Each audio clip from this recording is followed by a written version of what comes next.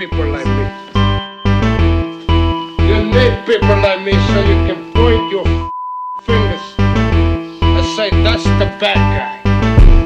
That's the bad guy. That's the bad guy. That's the bad guy. That's the bad guy.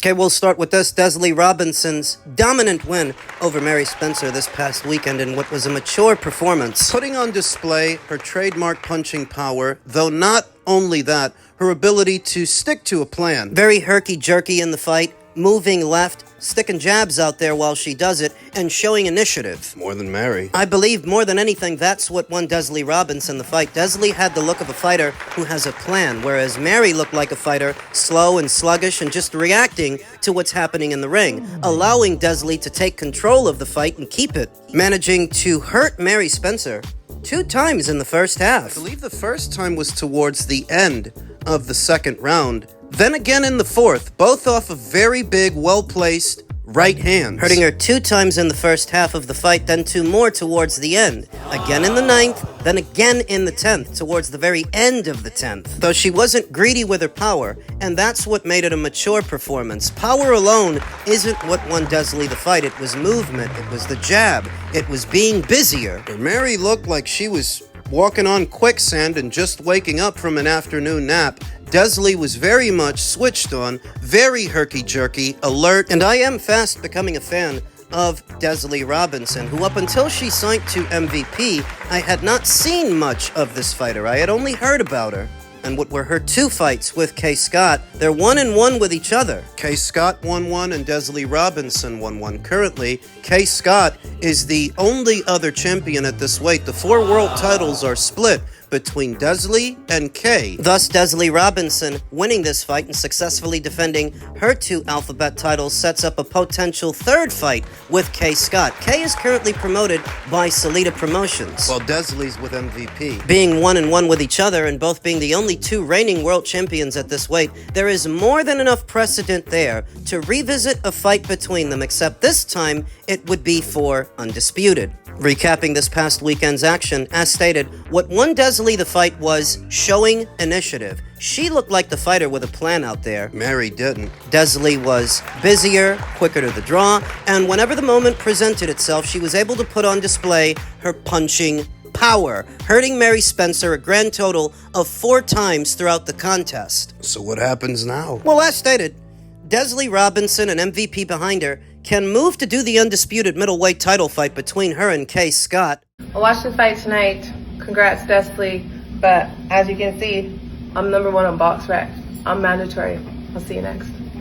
Or they can do the fight between Desley Robinson and her mandatory challenger, 4-0 Thibeault. 2 ways they could play it.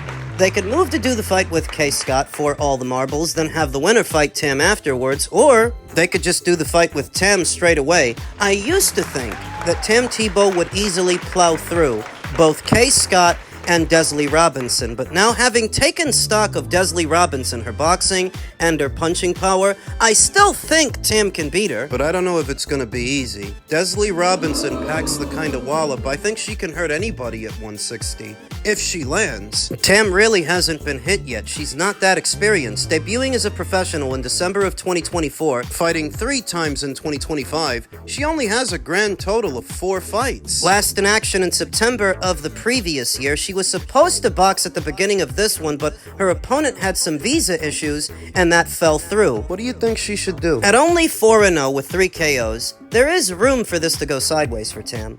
I have faith in her. Her boxing, her punching power. She's one of my favorite unbeaten up-and-comers, but at only 4-0, there is room for things to go wrong, so I don't think it would be a bad idea to let Desley fight Kay Scott for a 3rd time for undisputed and have Tam fight on the undercard. Tam's only got a grand total of 11 rounds as a professional. It's no harm in saying that those eggs might need a little bit more bacon. She's only got 11 rounds to Desley Robinson's 107. You really want to be ready for this, because Desley Robinson would present as a better boxer and a harder puncher than anybody Tam has encountered in her short boxing career. As a professional. She was a decorated amateur, and that pedigree does shine through in her boxing. But perhaps the ideal course of action would be to let Desley and Kay fight for a third time for undisputed, then she fights the winner. Congratulations to Desley Robinson, who once again got out there and looked impressive, but now she's got Tim Thibeault to deal with. Elsewhere in the world of boxing, on the heels of his dominant win over Raymond Ford, O'Shaquie Foster questions whether Zuffa can replace boxing's historic titles. I don't think they can. O'Shaquie Foster isn't convinced boxing fans and fighters would quickly embrace Zuffa Boxing's plan to build its own championship structure. Reports linking Shakur Stevenson to Zuffa Boxing have renewed discussion about the promotion's attempt to establish its own championship system. Foster questioned whether a new organization can realistically match the history and prestige attached to boxing's traditional titles. Let me save you a lot of trouble. I don't think they can. Boxing's lineage goes back so far and for so long, and boxing actually prides itself on that lineage, that you can't just come in and replace it. This doesn't mean that Zuffa can't carve out a lane for themselves. This doesn't mean that they can't be successful. But what it does mean is that Zuffa is not a substitute to the existing framework. It's an addition. I always watched the champions, you know, the WBC, the IBF, all of them, the WBO, the WBA, Foster said on the Ariel Helwani show. It's real history and real legends that I looked up to that fought for these belts, and they mean so much to a fighter. Foster said the established sanctioning bodies have spent decades building the value attached to their titles, making it difficult for any new organization to immediately gain the same level of recognition. Well, let's make a long story short, because they won't. It's kind of hard to take that away and try to change the program, Foster said. It's going to be years and years of history that they're going to have to try to make to be able to replicate what the WBC and everybody else have done. The WBC junior lightweight champion stopped short of dismissing the project outright, but admitted he remains uncertain about how the concept will develop. I don't know, Foster said. I couldn't see myself. I just gotta say, I don't know. We've gotta see. Foster's comments come as discussion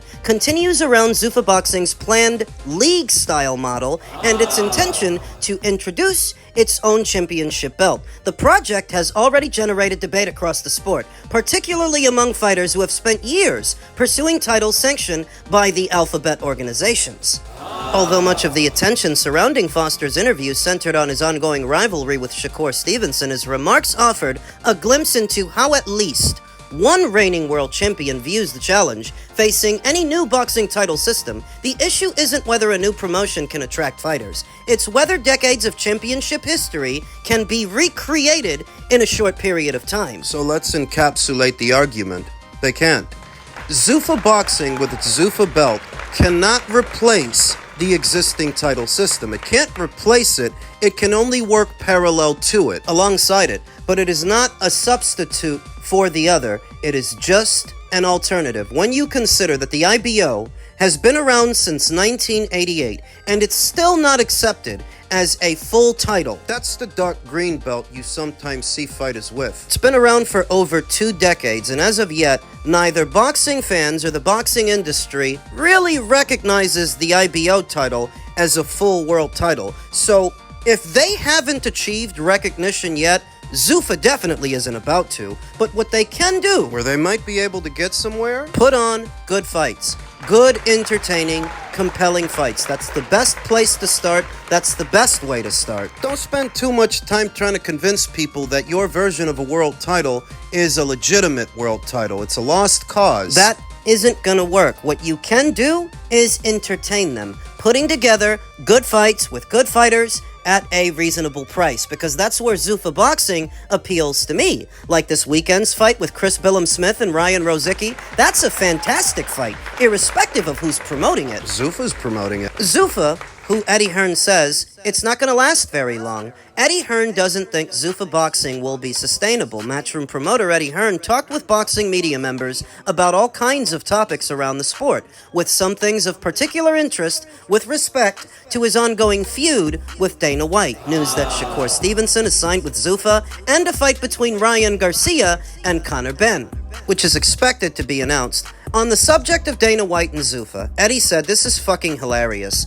Just look at my body of work." What is the body of work? Do you know what month it is? Today? June? We're 6 months in. We're halfway through the year. Can anybody tell me what Zuffa has done in the first half of the year? So far, the body of work should be in a fucking body bag. It's that bad. I think he's exaggerating a bit. If we are to take stock of what Zuffa has managed to do in their first 6 months as a promotion, as a league, whatever they are, they have managed to get a great deal done. They've signed a lot of fighters in what is still their developing stable. They're moving out of the Apex. They're doing their first show in the UK, in Bournemouth. They've got another show coming up in Dublin. And another show coming up in New York. So where initially Eddie Hearn was critical that they were doing their first few shows at the Apex, Very intimate setting. they're moving out and expanding on their area of operations. I think most of the stuff people have been saying about Zuffa has been a bit sensationalist, and they've been going to extremes. I don't think Zuffa's going to come in and run everybody out of business, the promoters, the alphabets. But they don't have to be successful.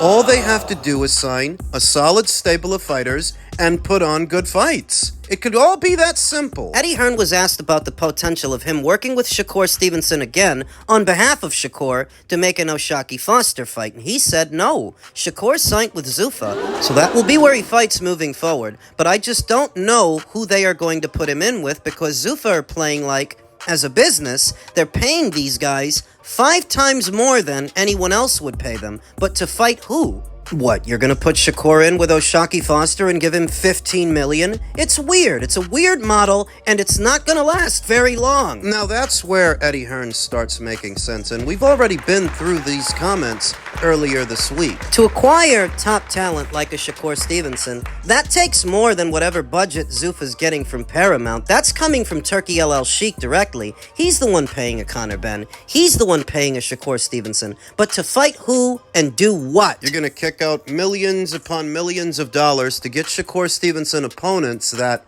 aren't even Zuffa fighters? They would have to, because if you're just looking at the Zuffa stable of fighters, there's nobody really over there for Shakur Stevenson to fight. And we've already got a glimpse of this when it comes to Conor Benn. Look at who they're trying to set him up with. On the looming announcement of Ryan Garcia versus Conor Benn, There's still a lot of legal questions that need answering from Ben, and we'll deal with that appropriately. But in terms of that fight, I think it's a good fight. I don't think it's a big fight in America. I think it's a big fight in the UK. I don't think Conor should be fighting at 147. I like him up at 160 or towards that weight class. I don't see a way he beats Ryan at 147. do you see what I mean? Conor Benn migrates from Matchroom over to Zuffa just to end up fighting a fighter that isn't even with Zuffa. They have to look outside their own borders to get that guy a big-time fight, to put on a big-time boxing match. So if Shakur does end up going over there, it's going to be the same thing for him. They're gonna have to look outside of their own borders. And for what you're going to have to pay this guy to bring him over, is it even worth it? And that's where Eddie Hearn's got a point. You can do this in the beginning while you have money to burn, but in the long run, it's not sustainable. At some point, the amount of money you're spending, it's not going to make sense. Zuffa is still in its infancy. This is still its first year. We're through the first half. I don't expect them to have things all figured out already. I'm giving them time, and I'm giving them grace, but Eddie Hearn does raise a valid point. What you're doing right now is not sustainable in the long run. Now over to the officially announced William Zepeda versus Lamont Roach fight that World Boxing News says many believed Lamont deserved the decision against Gervonta Davis. The rematch now appears to be gone, but another world title opportunity has arrived. Roach versus Zepeda is set for August 1st in LA. Over a year out from their initial meeting, if you can believe that it's been that long, I just don't see how anybody could still be holding out hope that Gervonta Davis might fight Lamont Roach again. How is this still a talking point? They initially fought in March of the previous year, and Gervonta Davis has had ample opportunity since then to schedule the rematch, even with the Jake Paul fight. That is, even with the Jake Paul fight's collapse. From the time that fight collapsed to where we are now, Gervonta still had plenty of time to schedule that rematch with Lamont that I'm sure he would have been receptive to, that if he wanted to do it, he would have did it, but he didn't. Let it go. You want redemption for Gervonta and how he looked in that fight more than he does. Since then, Lamont Roach has shared the ring with Isaac Cruz, and he's about to with another Mexican national in William Zepeda. The Isaac Cruz fight for Lamont is a good rehearsal for a fight with William because they're both Mexican sluggers. They're both pressure fighters. One is a lot better than the other, in my opinion. That's William. But it's good preparation, going from fighting one pressure fighter to fighting another, especially one that hasn't boxed in well over a year's time. We've seen and heard very little about William Zepeda since his decision loss to Shakur Stevenson. I don't think that's helping anything. How could it? Even though pressure fighters, like William Zepeda, are less reliant on timing and reflexes than a pure boxer or somebody like that, A counterpuncher. it still matters a great deal that he hasn't fought in well over a year, hasn't made weight in well over a year, because remember, this fight is going to be fought at 135 pounds for a 135-pound title. This guy hasn't made weight in over a year. You wonder, how has he spent the time? Well, I don't think he's spent it in a sauna suit. Under normal circumstances, if William Zepeda had been fighting and had been winning, I would easily pick him to overwhelm Lamont Roach. But based on these intangibles, for me it's in the air, because Lamont Roach at least has been fighting. If he wins this fight against William Zepeda, he will in effect become a two-weight world champion. He beat Hector Luis Garcia for the WBA at 130. If he beats William for this vacant title, He is a two-division champion, and that is a distinct possibility because he's fighting William at a very opportune time. in a very opportune fight, not just for him, but for the boxing fans as well. What else is the pleasant surprise in association with this bout is that it's not a pay-per-view. It doesn't cost me and you extra. We get to see it as part of our existing DAZN subscription, and not only that, It'll be the third fight that DAZN shares with TNT as a result of their newly inked deal to share. remember, they shared Keyshawn Davis's recent fight with Nair Albright. They're also sharing Abdullah Mason's upcoming fight with Joe Cordina. And now they are set to share this. This will be the third fight that DAZN shares with TNT in an effort to increase the exposure, the reach for these fights. Because on DAZN, you can only advertise your content to your existing subscribers. Outside of that bubble, Most people aren't going to know what's going on. enter TNT, a conventional cable network that has its own audience, and you can market these fights to that audience as well to bring back that spillover that you used to get from cable packages and channel surfing. That's what they're trying to do. This is a really good fight between two very good fighters. It is genuinely intriguing, and there's an alphabet title on the line, so it's got all of the appeal, all of the lure of what lures someone to watch a boxing match. I'm looking forward to it. I haven't settled on a pick. I'm not making a prediction outright right away. But you can chalk that up to this being a genuinely intriguing fight, where the outcome is not a foregone conclusion.